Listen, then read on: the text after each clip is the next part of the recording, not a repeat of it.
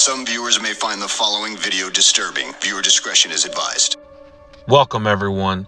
Today we're going to be talking about Fatal Invitation Part 6. Today we're going to be talking about the tragic life of Shanda Shar.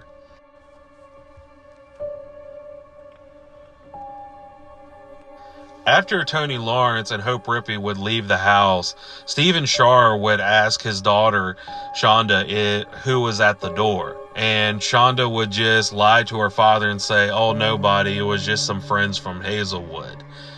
And he would be ultimately disappointed in his daughter because he knew that she was being dishonest.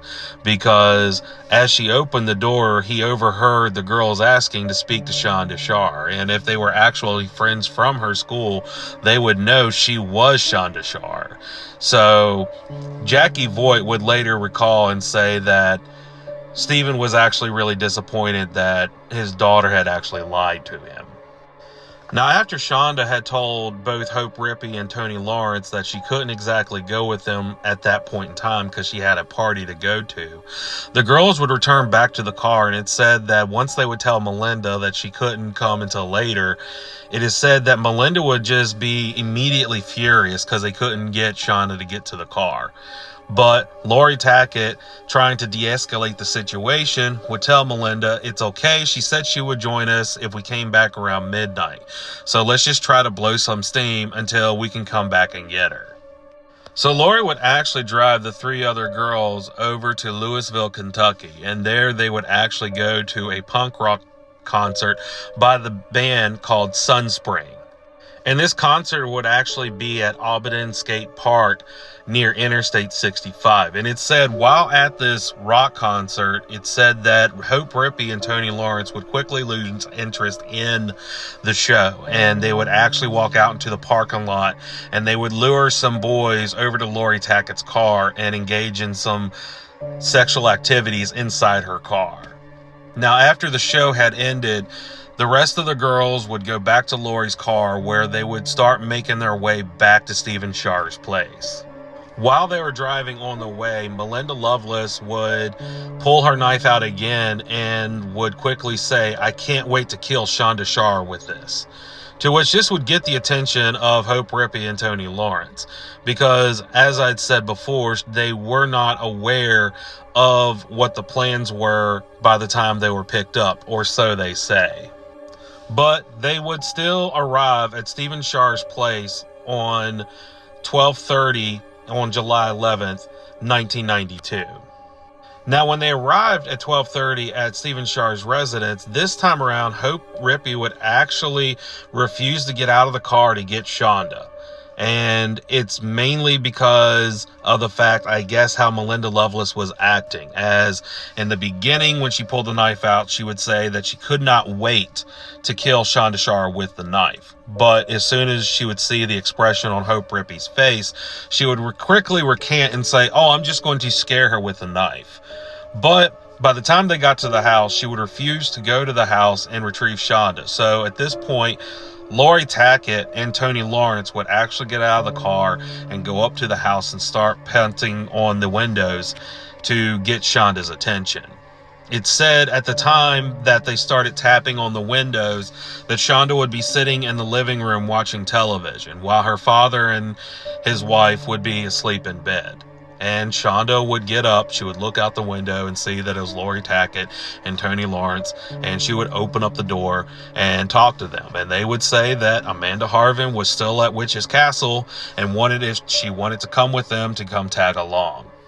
It said that Shanda would just walk outside as she had not planned on going very far, because when she walked outside, she would not even take her backpack or her jacket or anything. So it could be that she had planned on not even going to the car itself, but to just talk to the girls and figure out who they were. But she would go outside, the girls would walk down to the car, and they would put her in the car and drive off.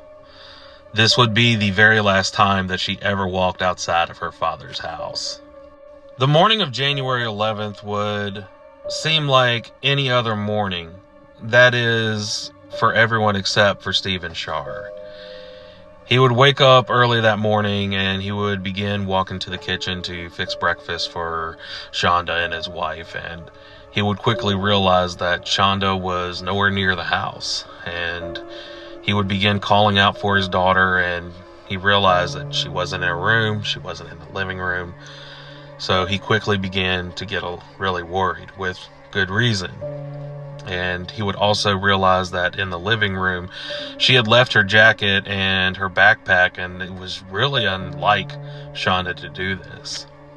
Not knowing where his daughter was, Stephen would waste no time calling up his wife Jacqueline and would say that Shanda was nowhere near to be found in the house. And Jacqueline, being worried herself, would tell Stephen to start calling around to her known friends and classmates that she went to school with to kind of see if they had an idea of where she was.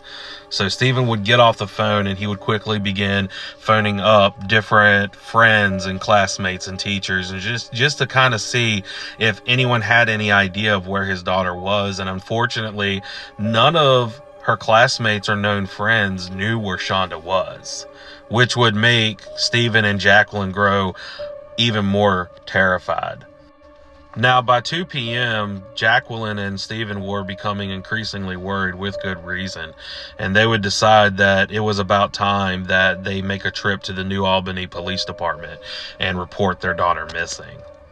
Now, the New Albany Police Department had known that finding Shanda Shar was of great importance, as they knew that with missing children, every second is very crucial with finding the child. But at the same time, they also had a lot of police working on a different report that had came to their attention around 10:30 in the morning. Around 10:30 in the morning, 2 local Jefferson County boys would be driving down Route 421. To be more precise, they would be driving down to the Jefferson Proving Grounds. At 10:30 in the morning, 2 local Jeffersonville boys would actually be hunting, and they would be driving near Route 421, more specifically the Jefferson Proving Grounds. And as they were getting there, they would notice something burning on the side of the road. And they would tell the police they would quickly get out, as upon inspecting it, when they first saw it as they were driving, they had originally assumed that someone had just set a mannequin doll on the side of the road and had set it on fire. But as they approached the burning object, they had realized that it wasn't a mannequin doll, but it was actually a human corpse. And the human corpse was in a state of what most people would call a pugilistic state, which is a reference used for most burn victims, where the arms are more or less kind of scrunched up like they're getting ready to fight with the fists clenched. So the police would contact Sheriff Buck Shipley, and he and some detectives would walk over to Route 421, and they would see the actual body, and they would speculate to themselves and theorize that this possibly could have been a drug deal gone bad. So by the time that Jacqueline Vault and Stephen Shar had came with the missing report of their child, they really had their hands full, and Buck Shipley knew that finding out who this corpse was very important, but he also knew that finding out the location of this 12-year-old girl was probably more important than finding out what this burn victim was.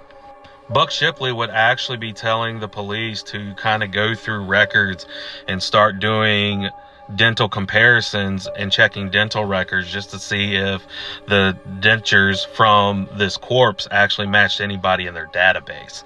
And unfortunately, they were really running out of options.